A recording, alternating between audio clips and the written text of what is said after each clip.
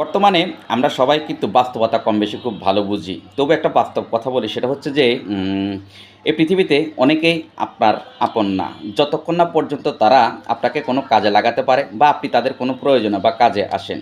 কথাটা শুনতে খারাপ লাগলেও এটাই কিন্তু চরম বাস্তবতা। আরেকটা ব্যাপার হচ্ছে যে যখন আপনি খুব ভালো থাকবেন, আপনার দিন, কাল, সময় খুব ভালো যাবে, তখন দেখবেন আপনার প্রতিবেশী, আপনার আত্মীয়স্বজন বা আপনার শুভাকাঙ্ক্ষীরা আপনাকে সবসময় নজরদারিতে রাখবে। দ্যাট মিনস তারা আপনার খোঁজখবর নিবে, আপনাকে যত্ন করবে, আপনার জন্য ভালো-মন্দ রান্না করে পাঠাবে। আর যখন দেখবেন আপনার সময় খুব খারাপ যায় বা আপনি খুব কষ্টের মধ্যে দিয়ে দিন কাটেন, তখন সবাই সিস্টেমে বা খুব সুন্দরভাবে আপনাকে এড়িয়ে চলবে। এটাই স্বাভাবিক, এটাই হচ্ছে বাস্তবতা। হুম? সুতরাং অন্য কারোর জন্য নিজের সব কিছু বিসর্জন দিবেন না বা নিজেকে কখনোই ভাঙবেন না। হুম? তাই নিজেকে এমনভাবে গড়ে তুলুন যাতে করে আপনাকেও কেউ ভাঙতে না পারে।